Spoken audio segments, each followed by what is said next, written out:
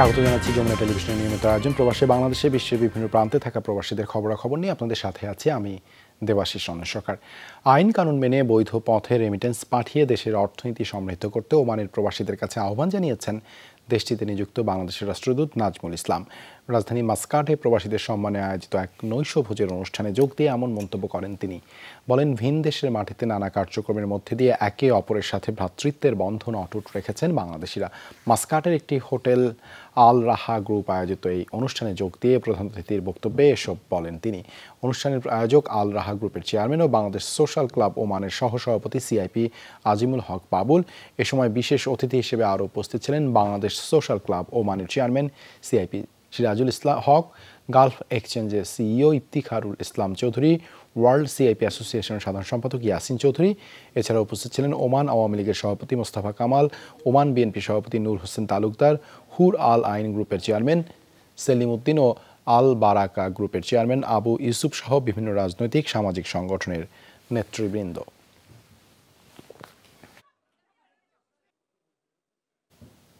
ভারতের প্রধানমন্ত্রী নরেন্দ্র মোদীকে বাংলাদেশ সফরের আমন্ত্রণ জানিয়েছেন প্রধানমন্ত্রী শেখ হাসিনা। শপথ গ্রহণের পরপর প্রধানমন্ত্রী শেখ হাসিনার সাথে একান্ত বৈঠক হয় নরেন্দ্র মোদীর।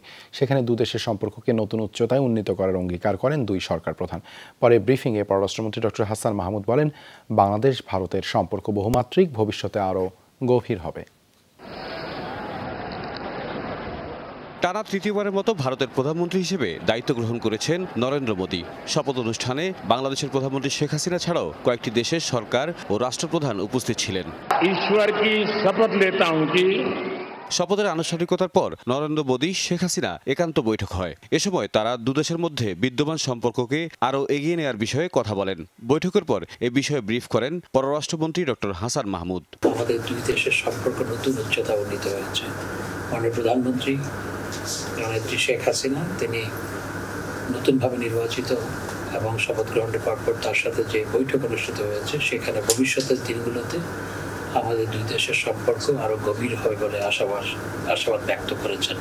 মন্ত্রী জানান, দুই প্রধানমন্ত্রীর বৈঠকে দুদেশের অভ্যন্তরীণ আরো বিভিন্ন ইস্যুতেও কথা হয়েছে।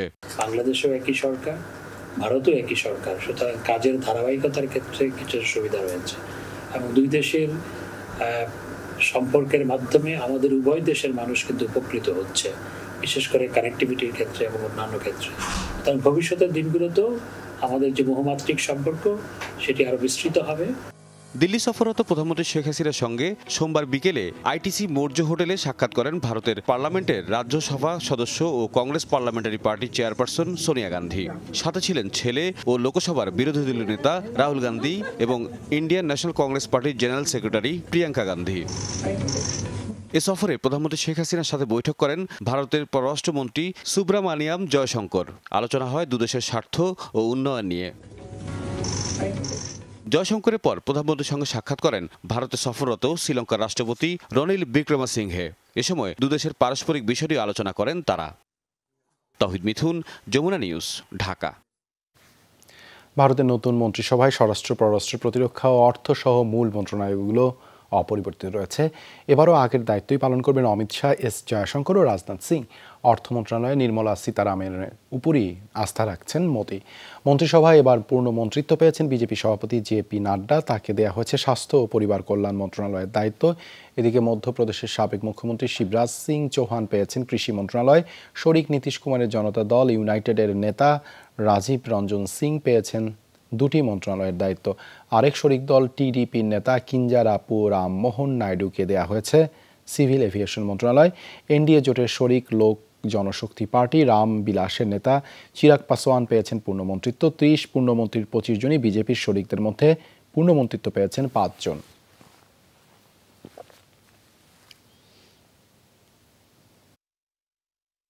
প্রতিরক্ষা ও সামরিক খাতে বাংলাদেশের সক্ষমতা বৃদ্ধিতে সম্পর্ক গভীর করতে চায় ইইউ। সকালে কূটনীতিকদের সাংবাদিকদের সংগঠন ডি ক্যাবের এক আলোচনায় এমন প্রত্যাশার কথা বলেন ঢাকার ইইউ ডেলিগেশন প্রধান চার্লস হোয়াইটলি। জানান, ইউরোপীয় ইউনিয়ন বিভিন্ন ক্ষেত্রে বাংলাদেশে ব্যবসা ও বিনিয়োগে আগ্রহী, তবে বাংলাদেশ কার সাথে ব্যবসা করবে সেটা তাদেরই সিদ্ধান্ত। বাংলাদেশের উন্নয়ন নিয়ে অনেকেই লেকচার দিলেও ইইউ এমন সম্পর্ক চায় না বলেও জানান তিনি। কূটনৈতিক সাংবাদিকদের সংগঠন ডিক্যাবের আলোচনায় ঢাকার ইইউ ডেলিগেশন প্রধান চার্লস হোয়াইটলি তিনি জানান ইউরোপীয় ইউনিয়নের গ্লোবাল গেটওয়ে প্ল্যাটফর্মে যুক্ত হলে গুণগত ও প্রযুক্তিগত উন্নয়নের দিকে আরও এগিয়ে যাবে বাংলাদেশ। গুণগত ও প্রযুক্তিগত উন্নয়নের জন্যই বাংলাদেশকে গ্লোবাল গেটওয়ে প্ল্যাটফর্মে যুক্ত হওয়ার আহ্বান জানাচ্ছি আমরা। তবে আন্তর্জাতিকভাবে কোন প্ল্যাটফর্মে যুক্ত হবে তা নির্ধারণের সুযোগ আছে তাদের। আমাদের সাথে যুক্ত হলে ঋণ, অনুদান, নবায়নযোগ্য জ্বালানি ও জলবায়ু পরিবর্তনের কাজের পরিধি বাড়বে। বাংলাদেশের সাথে নিরাপত্তা ও প্রতিরক্ষা খাতে কাজের পরিসর বাড়ানোর কথাও বলেন ইইউর বাংলাদেশ প্রধান। হলি আর্টিজান হামলার পরে বাংলাদেশ জঙ্গিবাদ নিয়ন্ত্রণে যে পদক্ষেপ নিয়েছে তা সত্যি প্রশংসনীয়। ইইউ বাংলাদেশ থেকে অভিজ্ঞতা অর্জন করতে চায়। এছাড়া দ্বিপক্ষীয় সামরিক কার্যক্রম বৃদ্ধিতেও কাজ করব আমরা। জলবায়ু পরিবর্তনের চ্যালেঞ্জ মোকাবেলায় এদেশে কাজের সুযোগ আছে জানিয়ে চার্লস হোয়াইটলি বলেন, গ্লোবাল গেটওয়ে ফোরাম থেকে ইইউ কখনো ঋণ দেয়নি, তবে এখন প্রতিযোগিতামূলক ক্ষেত্রে শর্ত সাপেক্ষে ঋণ ও অনুদান দেয়া হবে। আমরা কখনো লোন দেইনি আগে, এখন কেন গ্লোবাল গেটওয়ে থেকে লোন দিব? কারণ আমরা একটা প্রতিযোগিতামূলক প্যাকেজ দিতে চাই যেখানে ঋণ এবং অনুদান থাকবে শর্ত সাপেক্ষে। লস অ্যান্ড ড্যামেজ ফান্ড ও অভিযোজন খাতেও আমরা বৈশ্বিকভাবে অনেক অনুদান দেই যেখানে বাংলাদেশ যুক্ত আছে।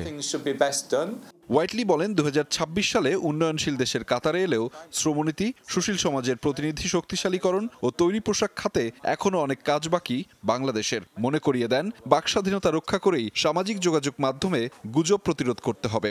এছাড়া রোহিঙ্গা সমস্যার কথা আন্তর্জাতিক সম্প্রদায় ভুলে যাবে না বলেও আশা করেন তিনি। আহমেদ রেজা, যমুনা নিউজ, ঢাকা। যুক্তরাজ্যে বসবাসরত বাংলাদেশি সাংবাদিক ও সাহিত্যিকদের নিয়ে দেশটিতে আয়োজিত হলো প্রীতি আড্ডা ও মতবিনিময় সভা।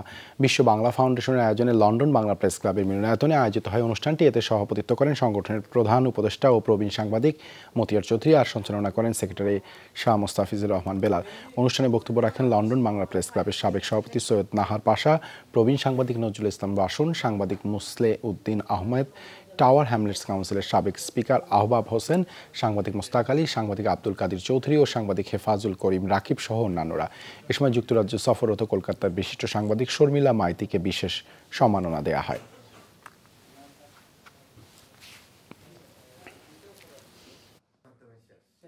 যুক্তরাজ্যে ওল্ড হ্যাম বিশ্বনাথ সোসাইটির উদ্যোগে অনুষ্ঠিত হয়েছে সংবর্ধনা অনুষ্ঠান। এতে সংবর্ধনা দেওয়া হয় সংগঠনের দুই উপদেষ্টা সোইল মিয়া ও সিরাজুল ইসলামকে।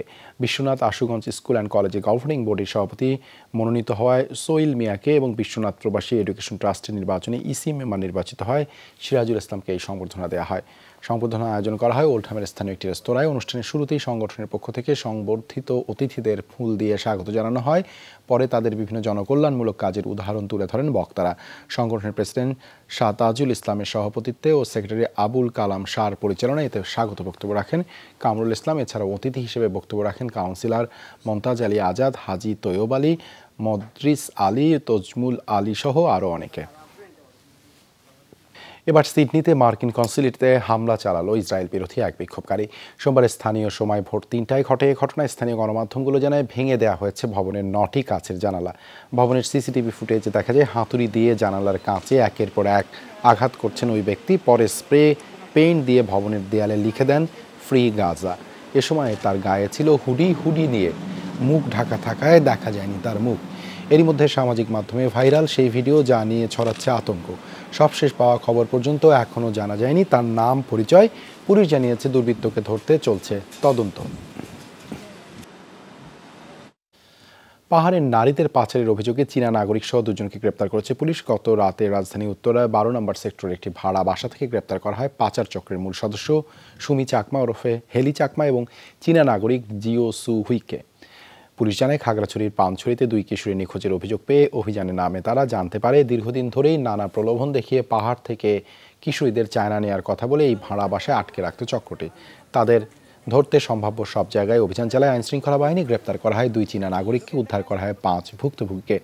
গ্রেপ্তার জিও সু হুইকে কারাগারে পাঠানো হয়েছে, আর ভুক্তভোগীরা ১৬৪ ধারায় আদালতে জবানবন্দি দিয়েছেন।